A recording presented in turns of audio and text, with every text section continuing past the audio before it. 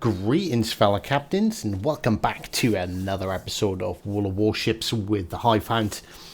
And today we're going to look at the campaign ship for the reward ship from Rust and Rumble, the Halloween campaign, the Tier 6 Russian destroyer, the Ognevoi. So here she is in all her glory. She has sure shot, shells with good ballistic trajectory, maintain velocity, making aiming easier. Tough, above average base hit points, and nimble, above average main battery traverse speed, giving the edge in close quarters. The Ognevoi was part of the 30 ships in the series, based off the Ognevoi class destroyer, with an increased displacement and upgraded twin-mounted turrets. And they entered into service in 1945. So let's have a look at the stats. So 1610 base XP with 6 to 20 meters of armor. We'll make use of that in our first replay, I'm sure. Take advantage of that bow. So we have two 430mm guns, 2 in 2 turrets, 10.8 per kilometer firing range, 5-second reload. Torpedoes, crap, check that out. 10-kilometer torpedoes on a Russian DD with a 56 knot speed and a 55-second reload time, which is pretty damn good. Thinking the famous kamikaze has a 40-second reload. We can get up to 37 knots with a 4.8 rudder shift time and 6.6 concealment by range, which is a bit lower than average, I think, for the Russian DDs, and only 2.8 when firing from smoke. So we have a smoke generator. We have 2 smokes, 20 seconds for the duration, and 85 seconds dispersion time. So that's just shy of a minute and a half with a 240-second reload and an 8% boost to our maximum speed that lasts for 2 minutes and takes 2.5 minutes to reload, which is pretty good. So let's have a look at our upgrades. And first of all, torpedoes. Look at that, we have options. So we can increase the amount of torpedo tubes by 4 by giving us the quadruple U2 torpedo launchers instead. But that does add almost 40 seconds to our reload time. So you've got a choice of 10 torpedoes with a minute and a half, or 6 torpedoes with a 55 seconds. And it doesn't affect our torpedo range or our speed, which is good. You're not really, the only thing you've got a time frame for the amount of torpedoes. So we're going to run with a standard setup first of all. Obviously, aiming mod system 1 is the only first perk you ever really want to have, I think. Steering gear or Let's check out to see what's in option 3. It's fairly agile, so I think we probably end up going for propulsion. Let's have a look. Concealment mod. It's the only option really for a destroyer, and we will go for steering gear. We'll make it a tad more agile.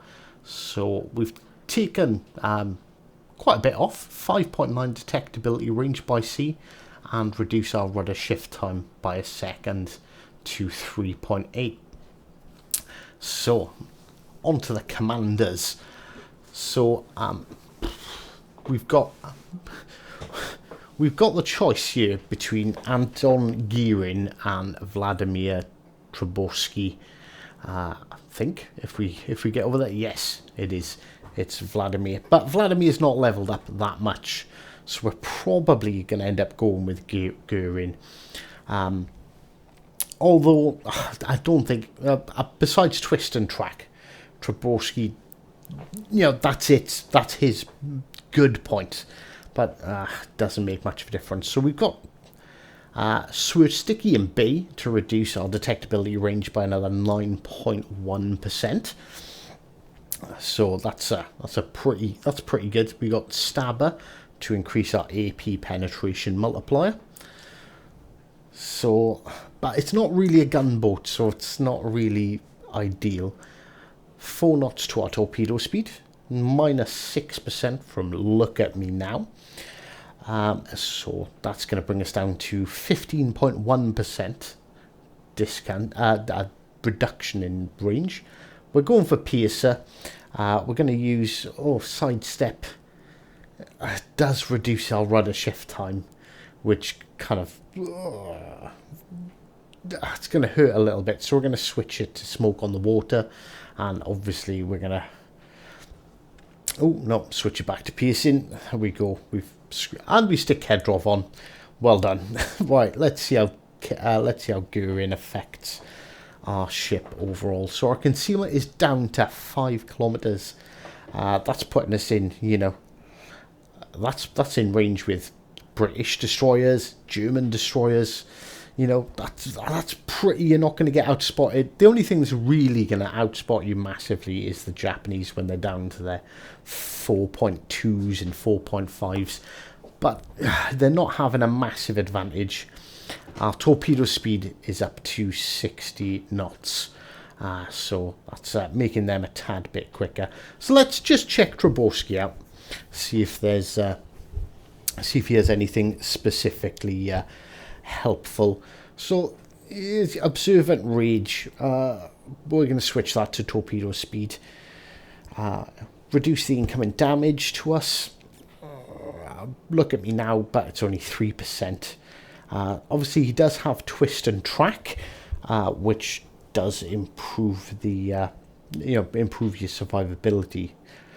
Smoke on the water, and we've got Leviathan on. Yeah, we're not gonna use him. We're gonna stick with Anton Gurin.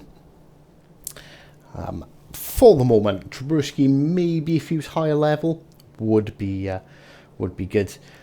So we're gonna just jump straight into a battle and see if she's worth the grind, because you can get the ship for free, but according to Wargaming, you're going to need to win about 200 battles.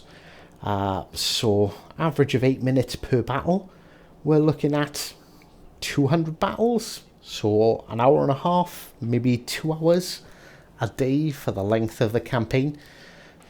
So it's quite a grind. And well, is the grind ultimately worth it? That's what we want to know, and I guess that's why you're here. So let's take her out into a battle and see exactly how she gets on. Right, so this is actually our first battle out in this ship. So let's see how this one turns out. I think this does highlight quite a lot of the good features, and yes, I know how childish, but I'm so used to people spamming horns at the beginning. I think, sod it. If you can't beat them, join them. So having a look, we've got an Asasio, a Jarvis on the enemy team. There's a couple of dangerous cruisers out there that we don't particularly want to get spotted by. The Boise, and I believe there was a Dallas there that popped up as well. But we're testing the ship. We want to see what it can and what it can't do. So we're going to be fairly aggressive, because the only way to know if you can duel a Jarvis is to duel a Jarvis. I don't think we need to worry about getting into a gunfight with an Asasio, although their guns do hit hard. But we want to test out these 10-kilometer torpedoes on this Russian DD as well. So that's not really what we want to be getting into a tussle with now, is it? The Boise's there, so he's obviously pushing over towards the centre, and his buddy then in the Bayern seems to be heading in the same direction. So that's 2 out of the 3 ships that have spawned over here. So we're looking at what's the third. Is it one of the DDs? Have one of the DDs spawned this side? And yes, they have. And you see the difference in detectability range? Pretty much nothing between ourselves and the Jarvis. So we fire some widespread torpedoes because he can shift around quite a lot. And like, he's not so much the problem, it's that Boise. And we do get him with a torpedo, but we do lose pretty much, well, we lose 10,000 hit points for all intents and purposes right off the bat. But never let that dissuade you from getting stuck in, because a ship with 1 hit point can do as much damage as a ship with all its hit points. And we're looking at, you know, maybe they're not expecting 10-kilometer torpedoes coming from a Russian destroyer. Maybe they're thinking, it's Russian, he's got to get up nice and close with us. So we're looking at, we're just winging the torpedoes out there at the moment. That sets off heading towards the Boise, and we're waiting a bit to get a slightly better angle on the Bayern. But we've got a 55-second reload, so we can risk. You can risk a torpedo salvo with this ship, which is one of its strong points, because you know it just fires them so quickly with the triple rather than the 5 torpedoes. And there we go. 1. Are we going to get 2? Just the 1 hit, and we're going to cause some flooding, which he's not going to immediately put out. There we go. He puts it out, so he takes minimum damage.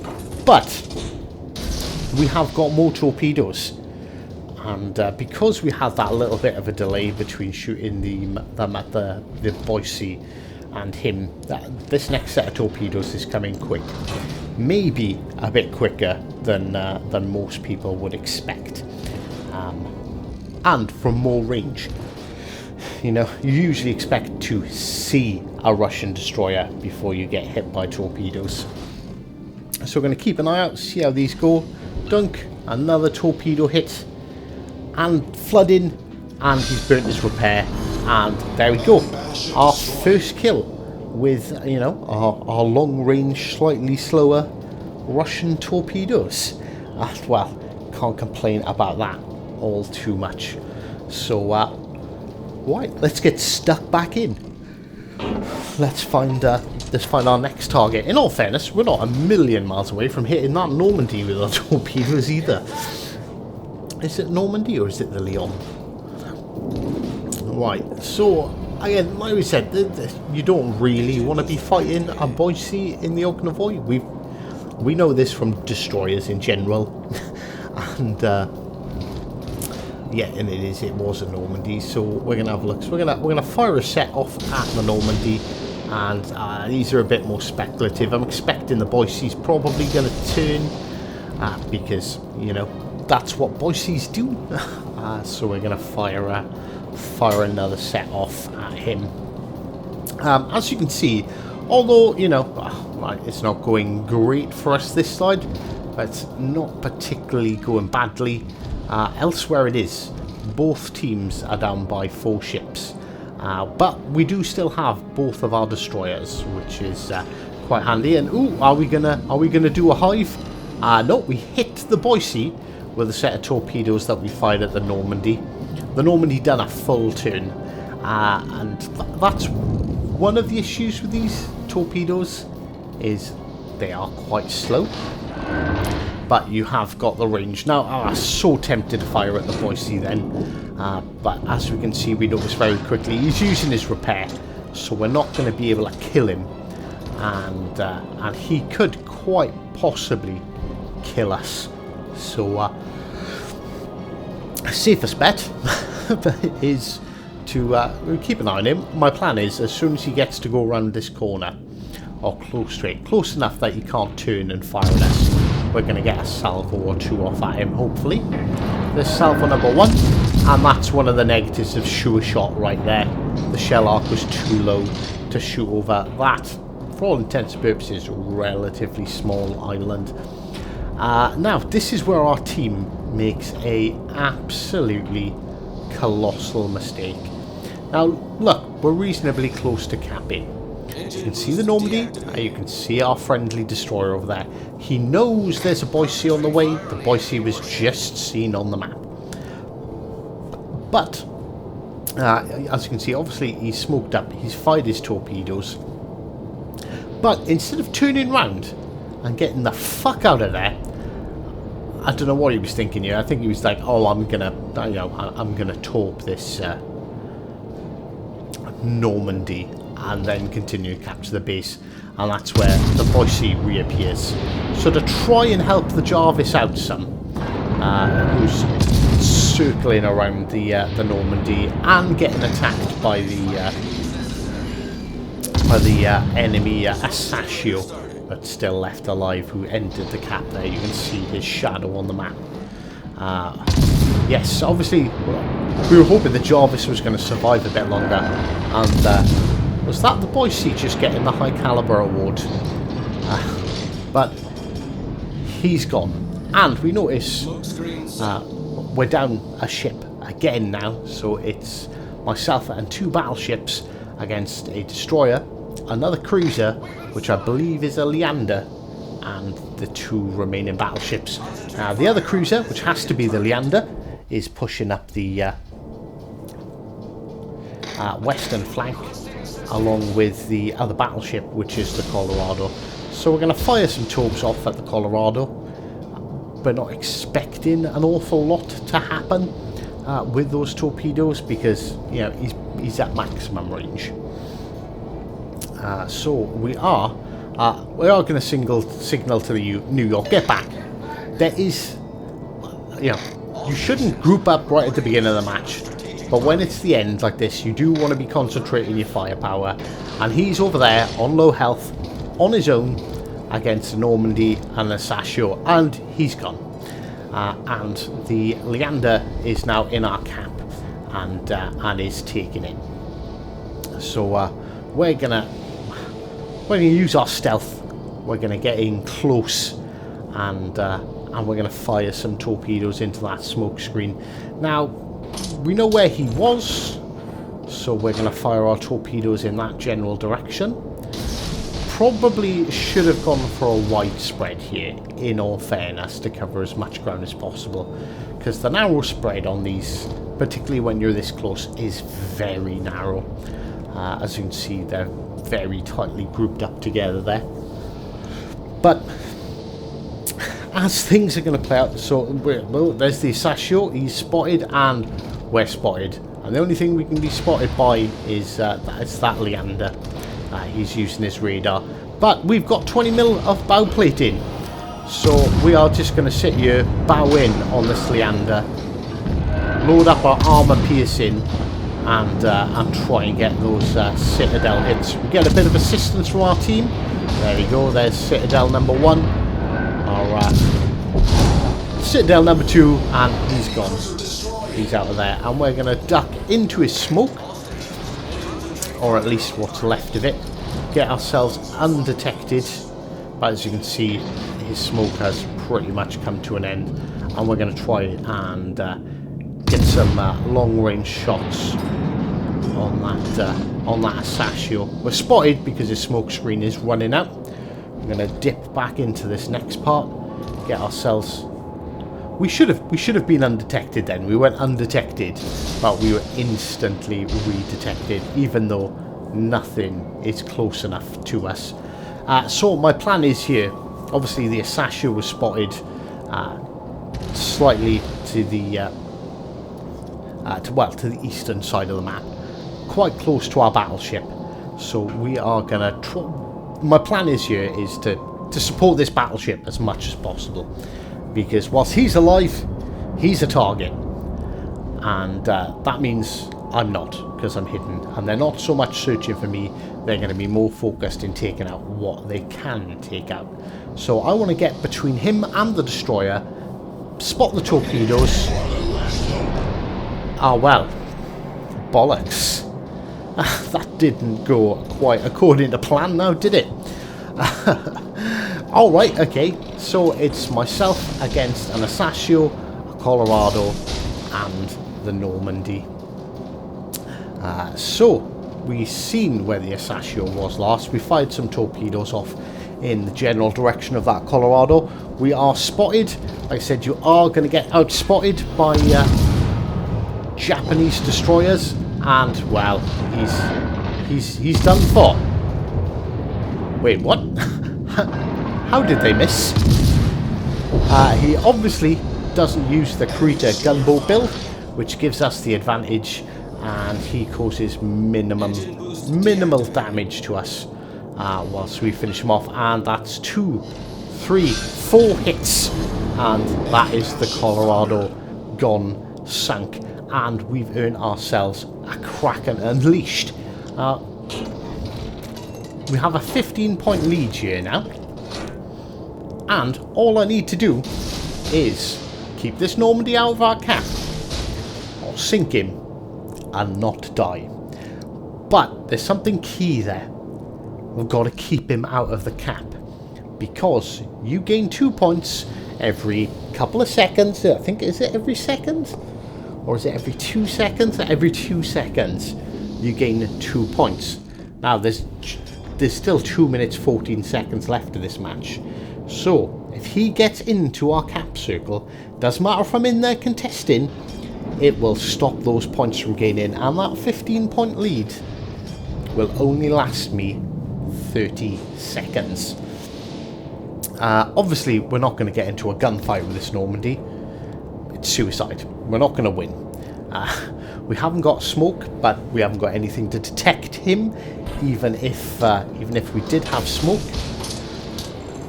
And you know, credit where credit's due. The Normandy is I think, at least, he's recognised that if he gets into the cap, he can win. I haven't got enough time. I will not make it to their cap in 30 seconds. So there is nothing that I can do about this situation besides try and now, well, almost getting there. There's 7 points in it. He's not going to sail out of the cap anytime soon. We are quite fortunate. He is manoeuvring himself pretty well, but he does happen to manoeuvre himself straight back into the path of my torpedoes, and that's one. We were lucky not to get a second hit there. That's two hits, 2 flood-ins, and 2 defends. Now, like some people would have said, this was a mistake. This was the losing salvo. This was the Hail Mary. Maybe I should have sped up, full speed, headed straight for him, and hope I survived the salvo, or I should have, you know, done exactly what I did and fired and essentially prayed that he didn't maneuver well enough. But credit where credit's due. This Normandy player has had, I think at least he has had, a pretty good game. He did come over to support the eastern side right at the start of the match, and you know, he's got himself fairly involved the whole time. And just out of, you know, the last second rage, I fire a couple of salvos off, and unfortunately that is a 113,000 Kraken loss in the Ognevoi, but we do pick up the Confederate Award, the High Caliber, and a devastating strike as well. So, personal opinions. I think the Ognevoi is a really nice ship. It's nice to have a Russian ship with long-range torpedoes, even though they are a bit slow. But I did enjoy playing the ship, and yeah, I'm for sure definitely going to be grinding this ship out, because obviously being a community contributor, yes, I have got it now. It's only for this week. End of the week, it's gone. So I will be joining you all in the crap. I'll keep on Rust and Rumble campaign, trying to sink as many ships as possible. So I do hope you enjoyed this video. If you haven't already, do consider hitting that like. Hit that like, and do consider subscribing to the channel. We do also have channel memberships that get some perks, which you'll see right now in the outro, or some of them at least. Anyway, thank you very much for stopping by, and until next time, take care.